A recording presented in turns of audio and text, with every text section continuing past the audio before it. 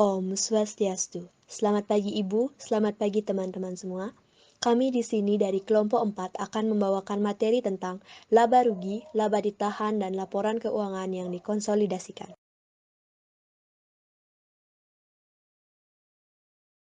Sebelum kami mulai presentasi, izinkan kami memperkenalkan diri terlebih dahulu.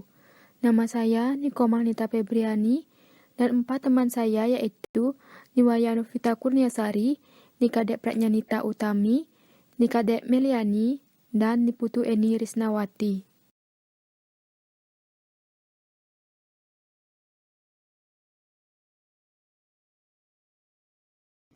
Baik, adapun subpokok materi yang akan kami jelaskan pada presentasi hari ini yaitu pengertian laporan keuangan konsolidasi.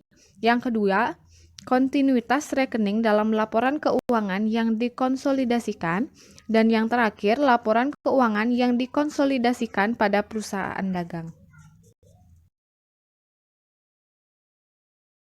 Yang pertama yaitu pengertian laporan keuangan konsolidasi. Laporan keuangan konsolidasi adalah laporan yang menyajikan posisi keuangan dan hasil operasi untuk induk perusahaan, entitas pengendali, dan satu atau lebih anak perusahaan, entitas yang dikendalikan. Seakan-akan entitas individual tersebut merupakan satu entitas atau perusahaan satu perusahaan. Perbedaan antara laporan laba rugi konsolidasi dan laporan laba rugi bukan konsolidasi, perusahaan induk menjual barang secara rinci, bukan hanya jumlah laba bersihnya. Jika perusahaan induk menjual barang dagangan kepada perusahaan anaknya atau sebaliknya, akan ada pembelian dan penjualan antar perusahaan pada buku terpisah, perusahaan induk dan perusahaan anaknya. Saldo pembelian dan penjualan antar perusahaan adalah saldo resiprokal yang harus dieliminasi dalam menyiapkan laporan laba rugi konsolidasi karena saldo-saldo tersebut tidak mewakili pembelian dan penjualan pada pihak-pihak di luar entitas terkonsolidasi. Penyesuaian-penyesuaian atas penjualan dan pembelian antar perusahaan mengurangi pendapatan dan beban dengan jumlah yang sama besar dan karenanya tidak mempengaruhi laba bersih konsolidasi. Jumlah pendapatan dan beban sewa yang resiprokal juga dieliminasi tanpa mempengaruhi laba bersih konsolidasi.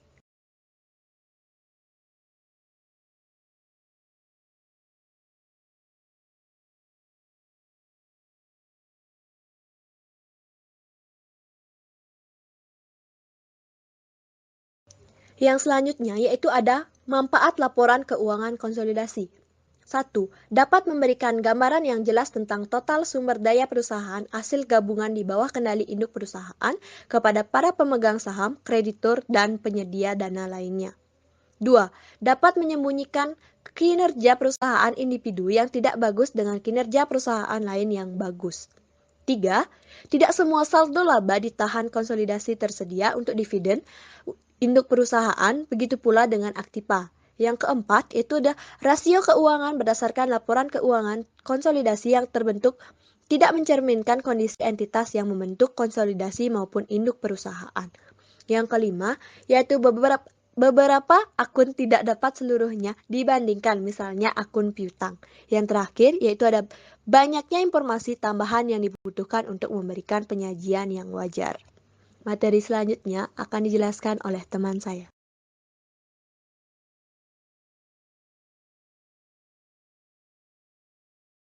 Selanjutnya yaitu laporan keuangan konsolidasi laba ditahan. Laporan laba ditahan dan sama dengan laporan ekuitas pemilik untuk kepemilikan tunggal, laporan ekuitas mitra untuk kemitraan, dan laporan saldo laba dan ekuitas untuk perusahaan. Laporan ini menjelaskan perubahan pada laba ditahan perusahaan selama periode pelaporan. Hal ini mengurangi perubahan pada kepentingan pemilik dalam suatu organisasi dan dalam penerapan laba ditahan atau surplus dari satu periode akuntansi ke periode yang berikutnya. Laporan yang diharapkan oleh prinsip akuntansi yang berlaku umum dan menjelaskan ekuitas pemilik dan laba ditahan ditampilkan pada neraca di mana modal pemilik sama dengan aset dikurangi kewajiban. Laba ditahan adalah sebuah akun tetap yang ada dalam neraca keuangan sebuah perusahaan dengan judul modal pemegang saham. Saldo akun ini mencerminkan laba kumulatif yang belum dibagikan kepada pemegang saham dalam bentuk dividen sejak perusahaan didirikan.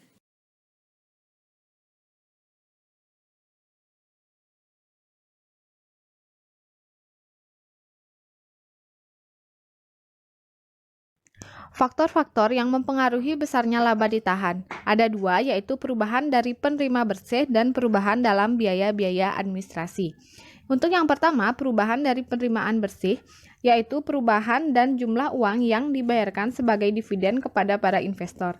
Dan yang kedua, yaitu perubahan dalam harga pokok penjualan.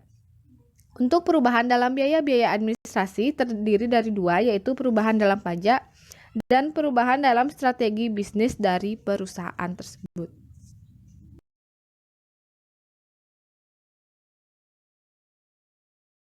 Selanjutnya yaitu hubungan antara investor perusahaan dan laba ditahan. Para investor dalam sebuah perusahaan yang menguntungkan akan mengharapkan hasil dari investasi yang mereka lakukan dalam bentuk dividen.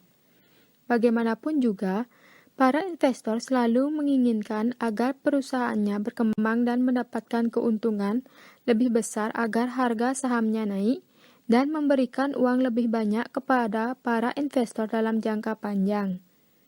Agar sebuah perusahaan bisa berkembang secara efektif, laba ditahan harus diinvestasikan kembali ke dalam perusahaan. Biasanya, hal ini dilakukan dengan menggunakan laba ditahan untuk meningkatkan efisiensi dan atau memperluas usahanya. Jika berhasil, investasi ulang ini menyebabkan perusahaan berkembang, meningkatkan profitabilitas perusahaan, harga saham, dan membuat para investor bisa mendapatkan uang lebih banyak dibandingkan jika sejak awal mereka sudah meminta pembagian dividen yang lebih besar. Sebuah perusahaan berhasil meraih keuntungan dan menahan labanya dalam jumlah yang besar, tetapi perusahaan ini tetap tidak bisa berkembang, para investor biasanya akan meminta dividen yang lebih besar sebab uang yang sudah mereka izinkan untuk disimpan oleh perusahaan tidak digunakan secara efektif untuk memberikan uang yang lebih banyak kepada mereka. Perusahaan yang tidak menahan laba atau membayar dividen tidak akan menarik minat investor.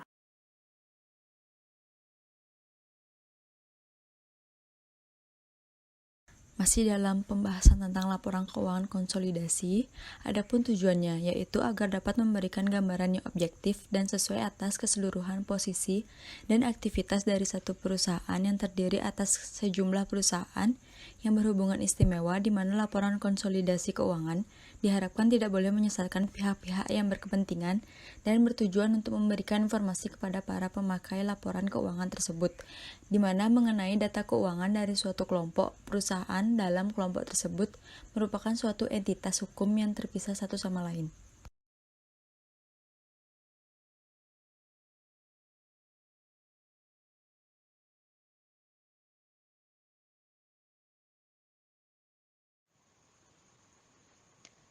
Tujuan dari penyusunan setiap jenis laporan keuangan. Pertama, neraca. Disusun dengan tujuan utama untuk menyajikan posisi keuangan suatu perusahaan pada suatu saat pada tanggal neraca. Kedua, laporan laba rugi. Disusun dengan tujuan untuk menunjukkan hasil usaha perusahaan selama periode akuntansi tertentu. Yang ketiga, laba yang ditahan untuk menunjukkan hak para pemegang saham terhadap bagian laba yang didapat oleh perusahaan yang oleh karena pertimbangan-pertimbangan tertentu untuk sementara belum atau tidak dibagikan.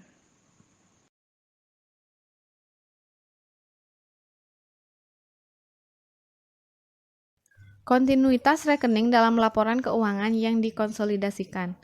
Meskipun sasaran yang hendak dicapai dari kegiatan akuntansi dari masing-masing anggota perusahaan afiliasi bukanlah untuk menyusun laporan keuangan yang dikonsolidasikan, namun demikian harus tetap dipertahankan sifat kontinuitas laporan keuangan yang dikonsolidasikan tersebut.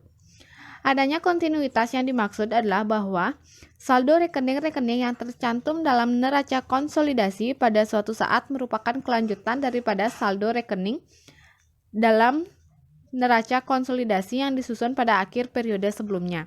atau dapat diusut kembali melalui berbagai mutasi yang telah terjadi sebagai akibat transaksi dari dalam perusahaan afiliasi untuk periode akuntansi yang bersangkutan ke saldo rekening yang sama dalam neraca konsolidasi pada akhir periode sebelumnya. Berikut ada contohnya. Yang pertama yaitu apabila perusahaan afiliasi adalah perusahaan yang berusaha di bidang perdagangan, dan yang kedua apabila perusahaan afiliasi adalah perusahaan yang berusaha di bidang manufaktur.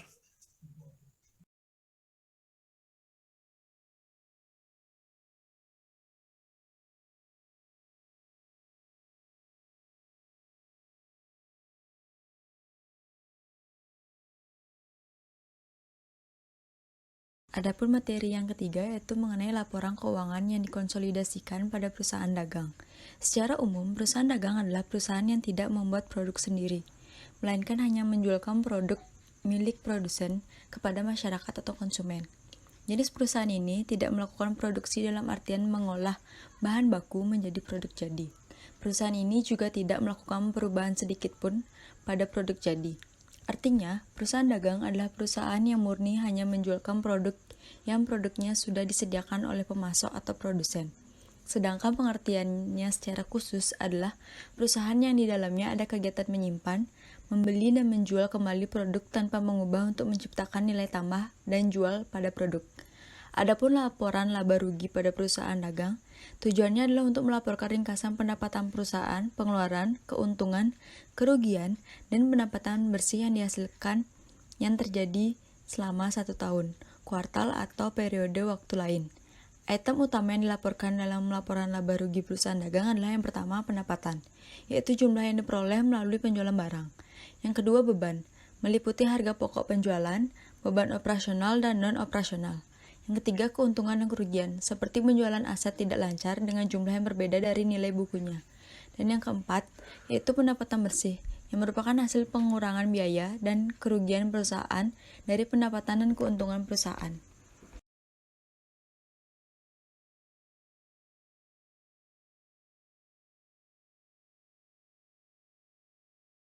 Masih dalam materi yang ketiga, yaitu laporan keuangan yang dikonsolidasikan pada perusahaan dagang. Laporan neraca pada perusahaan dagang biasanya menjadi acuan untuk bisa dibedakan dengan perusahaan manufaktur, misalnya dalam akun persediaan. Pada perusahaan dagang hanya terdapat persediaan barang dagang, sedangkan pada perusahaan manufaktur, item persediaannya lebih dari satu. Ada persediaan bahan baku, persediaan dalam proses produksi, bahan pembantu, dan persediaan barang jadi. Dalam penyusunan laporan keuangan konsolidasi dalam perusahaan dagang, dapat digunakan 3 metode, yaitu yang pertama metode ekuitas. Konsep dasar dari metode ekuitas pada dasarnya memandang investasi induk perusahaan terhadap anak perusahaan sebagai suatu penyertaan modal, sehingga jika aktiva bersih anak perusahaan berubah karena kegiatan operasionalnya, secara otomatis akan menyebabkan perubahan pada nilai investasi induk perusahaan. Yang kedua, metode ekuitas tidak lengkap. Pada metode ini, jika metode ekuitas diterapkan secara benar, laba bersih perusahaan induk adalah sama dengan laba bersih konsolidasi dan saldo laba perusahaan induk adalah sama dengan saldo laba konsolidasi. Persamaan jumlah laba dan saldo laba perusahaan induk dan konsolidasi ini tidak selalu ada. Persamaan tersebut tidak ada jika metode ekuitas diterapkan tidak secara benar atau jika akuntansi metode biaya digunakan untuk investasi perusahaan anak. Yang ketiga, metode harga perolehan. Mencatat investasi saham-saham anak perusahaan, maka hanya dividen atas saham-saham tersebut yang diakui sebagai pendapatan oleh induk perusahaan. Sebaliknya, laba atau rugi atas pemilikan modal atau saham hanya timbul apabila sebagian atau seluruh jumlah saham yang dimiliki tersebut dijual. Pada perusahaan dagang terdiri dari yang pertama hasil penjualan, yang kedua harga pokok barang yang dijual, ketiga persediaan barang awal, keempat pembelian, yang kelima harga pokok barang siap dijual, yang keenam persediaan barang akhir, ketujuh laba kotor penjualan, dan yang kedelapan yaitu biaya-biaya usaha.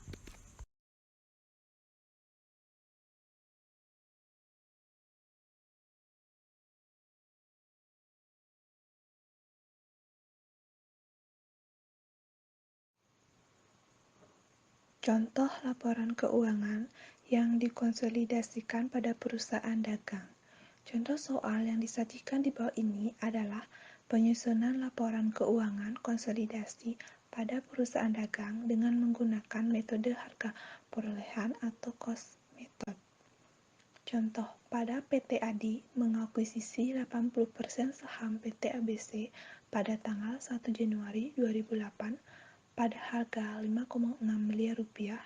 Dalam proses akuisisi tersebut terdapat selisih nilai wajar investasi sebesar 400 juta rupiah, yaitu sebagai berikut. Pada piutang dengan jumlah 400.000, pada persediaan dengan jumlah 280.000 dengan keterangan telah terjual tahun 2008. Pada bangunan jumlah 400.000 dengan keterangan 10 tahun metode garis lurus. Pada tanah 640.000, pada utang 120.000, pada goodwill 160.000 dengan keterangan diamortisasi selama 16 tahun.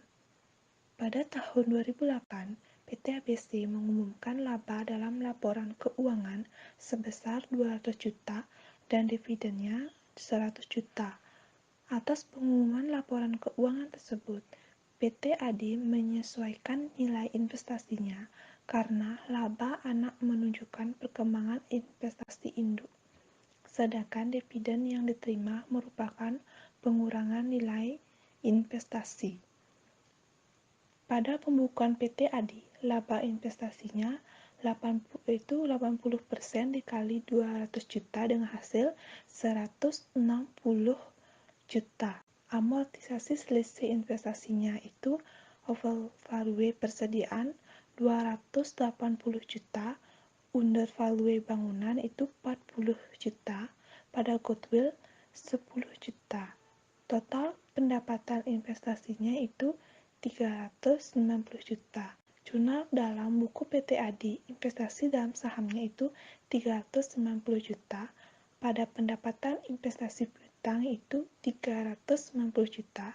Pada dividen yaitu 80 juta. Pada investasi dalam saham yaitu 80 juta.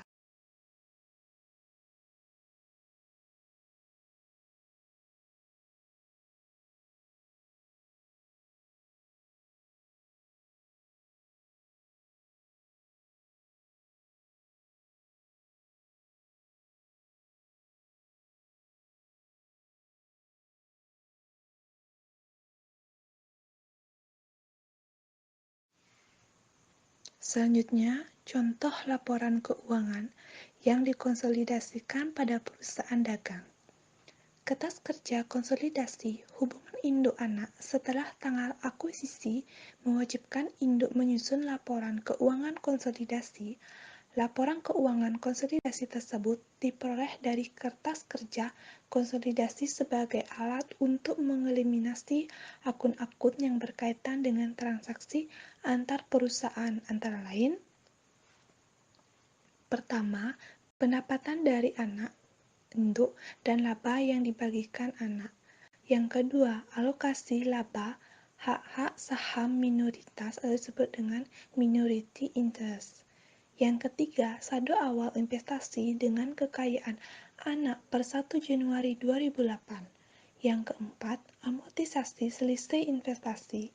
Yang kelima, hutang piutang sehubungan dengan dividen yang diumumkan anak. Laporan keuangan konsolidasi dapat disusun sebagai berikut dalam ribuan rupiah. Pada PT Adi dan anak perusahaan, neraca konsolidasi per 31 Desember 2008, penjualan 2.500.000, pendapatan dari PT ABC, HPP-nya itu 1.010.000, pada beban operasinya yaitu 550.000, laba hak minoritasnya itu 40.000, laba bersihnya itu 900. Laporan laba ditahan konsolidasi PT Adi dan anak perusahaan, laporan laba rugi konsolidasi per 31 Desember 2008, laba bersihnya itu 900.000, laba ditahannya pada tanggal 1 Januari 2008 itu 2 juta, dividennya itu 400.000, laba ditahan pada tanggal 31 Desember 2008 itu 2.500.000. Neraca konsolidasi PT Adida Anak Perusahaan Neraca Konsolidasi per 31 Desember 2008, kasnya itu 1.060.000. Piutang dividen. Piutang dagangnya itu 2.100.000, persediaannya itu 3.650.000, bangunannya itu 7.510.000, pada tanah yaitu 8.640.000. Goodwill-nya itu 150.000, total dari aktivanya itu 23.110.000. Hutang dividennya itu 20.000, hutang pajak 270.000, hutang dagangnya 2 juta, hutang banknya 50 juta, modal sahamnya itu 10 juta, agius sahamnya 2 juta, laba ditahan 2.500.000, hak minoritasnya itu 1.320.000, dan total pasipannya itu menjadi 23.110.000.